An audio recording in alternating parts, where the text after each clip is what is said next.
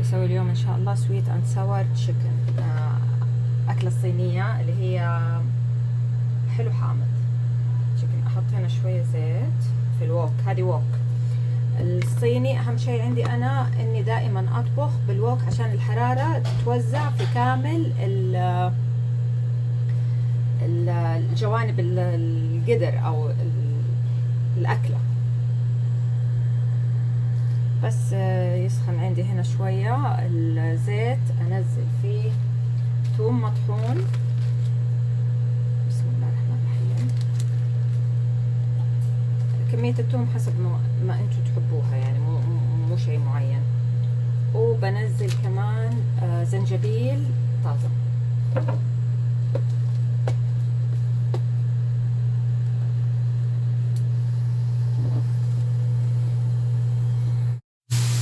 الخضار اللي تحبوها حطوها. انا حطيت فلفل احمر اللي هو فلفل رومي احمر واخضر، وحطيت كمان بطاطس.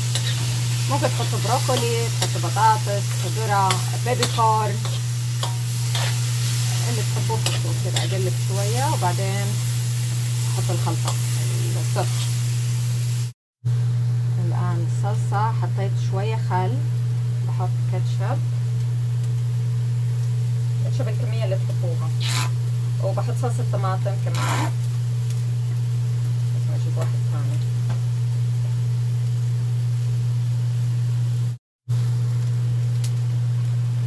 سكر، حطيت صلصة شوية يعني تقريبا نص علبة صلصة، 3 أو 4 ملاعق سكر. وبحط فلفل أسود ورشة زنجبيل بودرة عشان أحب طعم الزنجبيل أنا. فلفل أسود،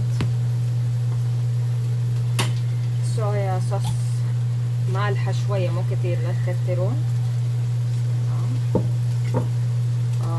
بعدين عندي هنا اللي هي اي بي سي صوص الصويا الحلوة برضو شوية، وزنجبيل حطيت. باقي يعني الباقي في الكاتشب احط فيه موية واخلطه وانزله ما ارميه. طيب حطيت هنا بصلة. البصلة قطعوها كيوبس، تقطعوها طويل اللي تبغوه. هنا الآن الدجاج، صدور دجاج قطعتها قطعة صغيرة مربعات، أقلبها بدقيق ونشا ذرة، فلفل وملح بس. وبعدين تقلوها بس تاخد لون، مو تستوي مرة، لا بس كده تاخد لون. أول ما تاخد لون أطلعها.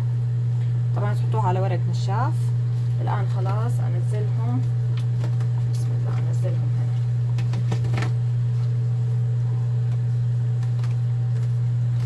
وأقلب.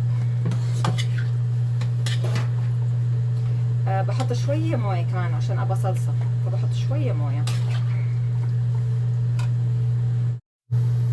خلاص كده صار عندنا الصوص تمام. الصوص حسب الصوص يعني الكمية اللي انتوا تبغوها.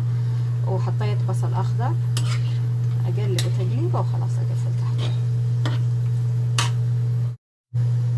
طيب أنا دقته يبغى رشة ملح بس عشان يعادل الطعم. الصويا صوص لأني ما كترتها المالحة فما أدتني طعم الملح اللي أنا أبغاه. خلاص الحين نقدم إن شاء الله. شوفوا الصلصة كيف تكون كثيفة.